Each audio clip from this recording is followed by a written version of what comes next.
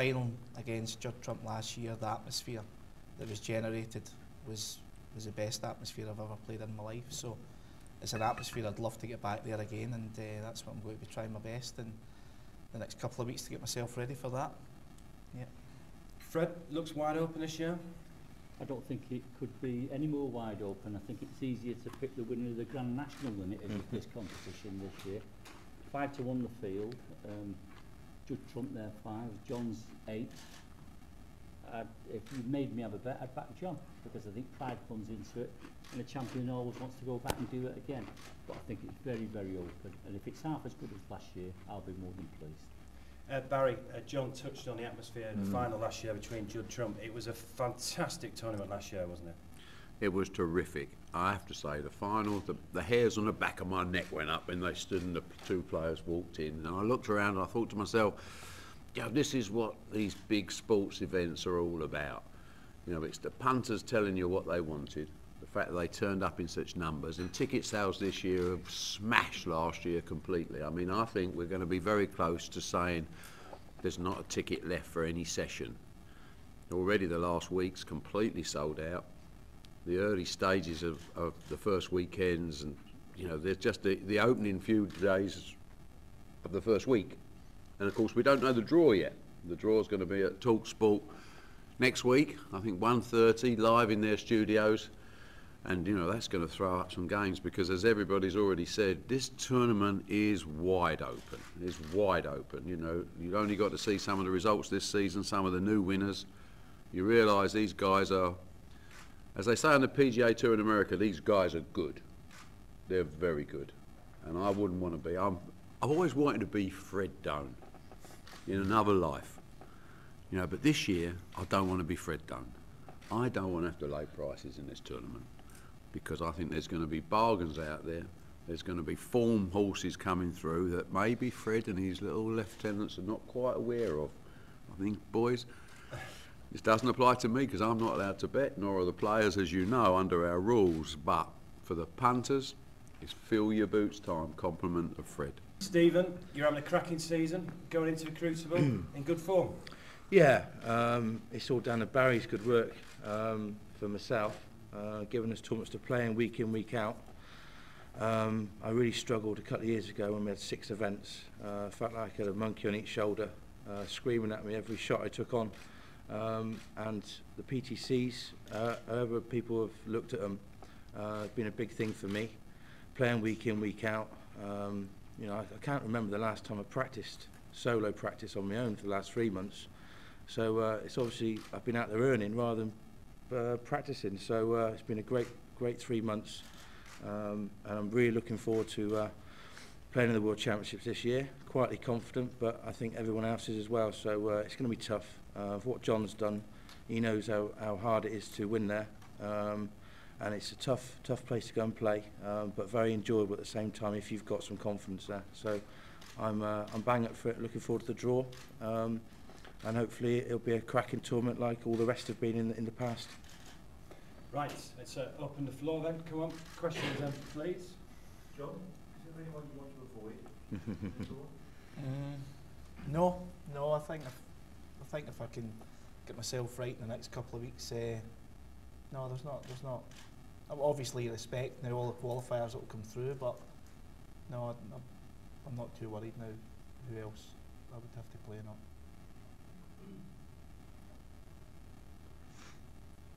Stephen, are you going into confident as being the best ball?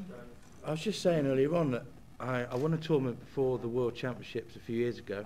It was a Scottish, I think I won, and I played Ronnie.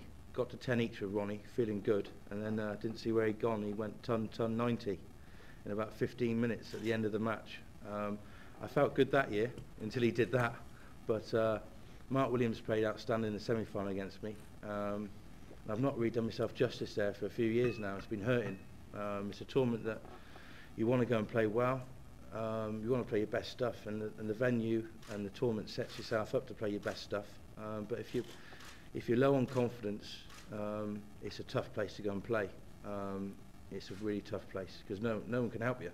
You know, it's when you want your teammate to shout on your shoulder. You know, that's that sort of place. But Yeah, I've just been enjoying my snooker in the last 3 months. I've got rid of those monkeys shouting at me on each shoulder. So, you know, I'm bang up for it. You know, I'm looking forward to my last few years in the game, however long it's going to be. I'm going to make the most of every moment and try and get my best shot and be finished strongly rather than just finished midway in the table, you know. So I'm up for it. John, has this been the longest sort of snooker hangover in your career since last May? Just having really haven't been since. No, I think probably early 2000s. I think I went about 3 years without winning an event, so that would probably be the toughest part of my career. Obviously, this year it's not been anywhere near good enough, but I think I know the reasons why. So it's actually up to myself now to rectify that. Obviously, it's going to be tough because to rectify that within 3 weeks before the biggest event of the year. Now, especially if you're not the highest in confidence just now, it's going to be very tough. But I've went to World Championships before now, not feeling that great, and managed to come through and win.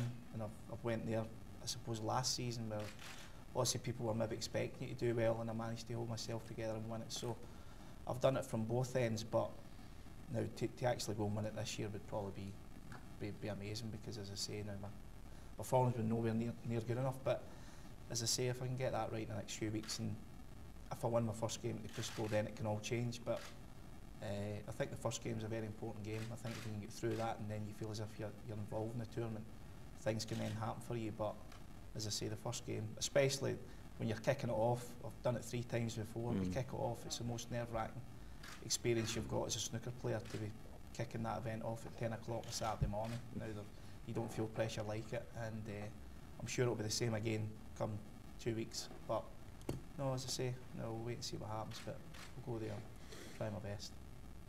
Cheers. In that respect, would this be the most special if you were to win it? No, I'd have to say every one of your World Championship wins are your most special, because it's the biggest event you play in. So obviously last year, for different reasons, it was a special moment, but I don't think you can differentiate between the 4 times that you win it, because to win it once is a great achievement, but to win it 4 times is beyond probably my wildest dreams when I turned to be a professional snooker player. So, but to win it a 5th time and to get closer to people like Steve Davis or Stephen Hendry would be amazing. But as I say, it'll be tough as always, definitely. So you've got an idea what it might be? Yeah. Technical side or sort of mental side? A bit of both. It's really, I've probably not strung a week's practice together all year now on the practice table, and I've always been a big believer that you only get out of life what you put into it, and I've only got out of this season which I deserve has been nothing really. So at the end of the day, I know what the faults are myself, so I'm the only one that can rectify it. Nobody else can rectify it. It's just me that can do it. So, but as I say, 3 weeks is going to be a short time to try and rectify it. But it's one of these things. If it doesn't happen in the next 3 weeks, I'm going to be a different player next year, definitely. Now whether I can win more events next year, whatever, but I'll definitely be competing better, because this year it's not been nice going to events when you know yourself you're not much of a runner, but you live and learn, don't you? So. Do you feel like you're more equipped for the longer matches? You're more comfortable in those? Sometimes you can be better equipped, and other times you can't be. But I don't think you're lying when you say the better players like the longer frame formats. So, but no, it's just how you handle it. Sometimes you can go to the crucible and you can handle it okay. But then, as Stephen says, when your confidence is quite low there, it can be the worst place to actually play your snooker, because everything, you feel so enclosed and nothing goes right, and things can just get on top of you very easily there. But it's as Stephen says, if you go there and you're playing well, it can be the best place in the world to play your snooker. So it's a great event to play in. Is there any reason why you've not maybe put as much practice in this year then? You said not been able to string the week together. Just obviously, just private really. Now that's the way I've been feeling, but it's how you feel within yourself, and if you don't feel as if you're putting the effort in, sometimes you don't want to put the effort in, and that's probably the main reason why it is. But as I said, now you live and learn, and I'm getting a snooker room built at my house, just now, because it's been a big change. Obviously, it changed for the better with Barry Hearn coming in and bringing all these new events in. It's been hard to try to juggle things and get your practice routine right, because I think we were stuck in a time warp for many years there, where we had like 4 and 5 weeks between events where you could get your practice routine in order.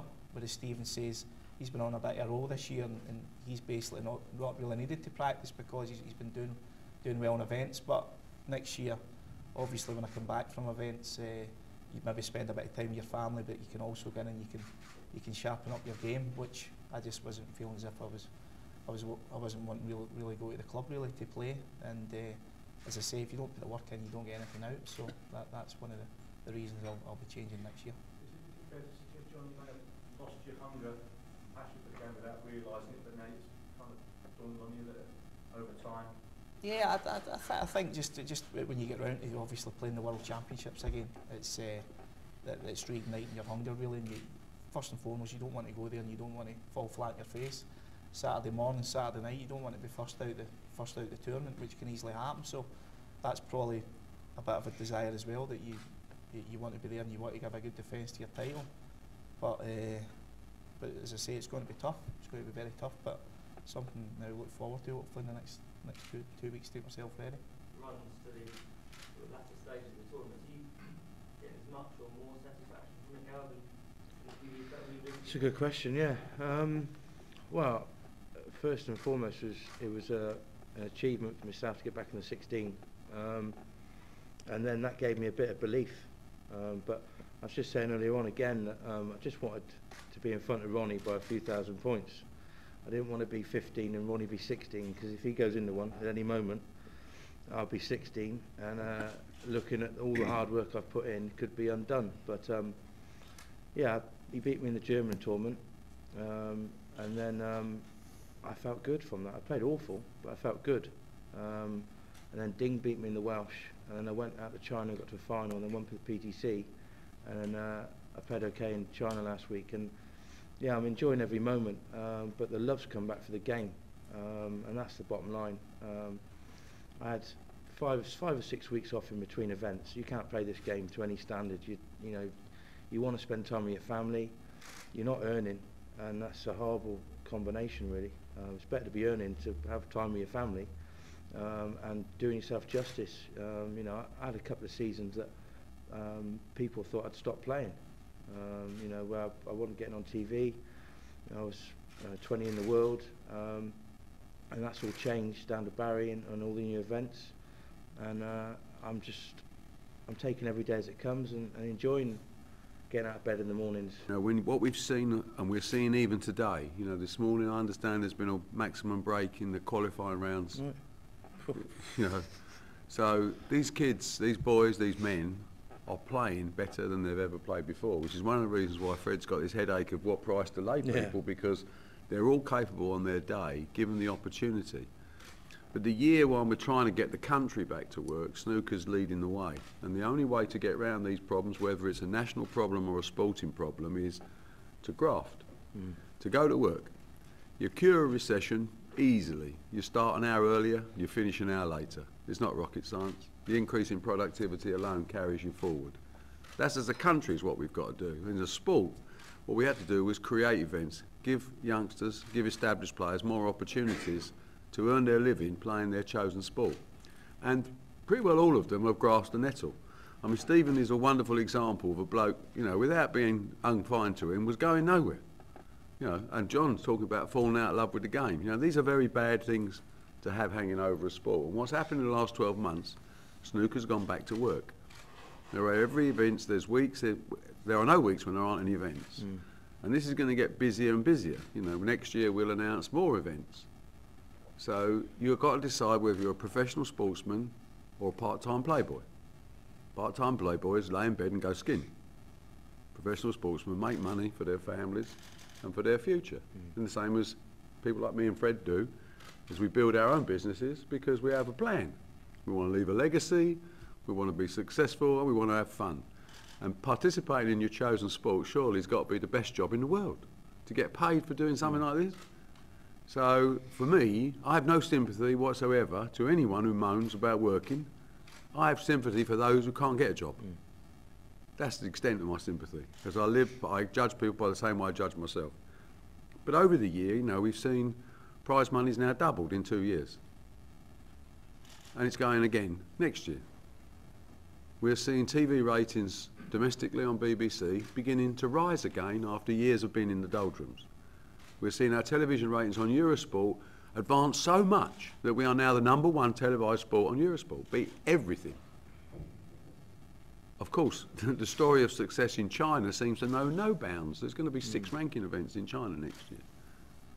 You know, these are fantastic figures and these are fantastic incentives for the young people playing today.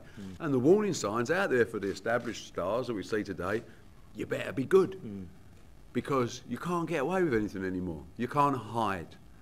And that's the essence of our sport becomes at the level we're trying to go to.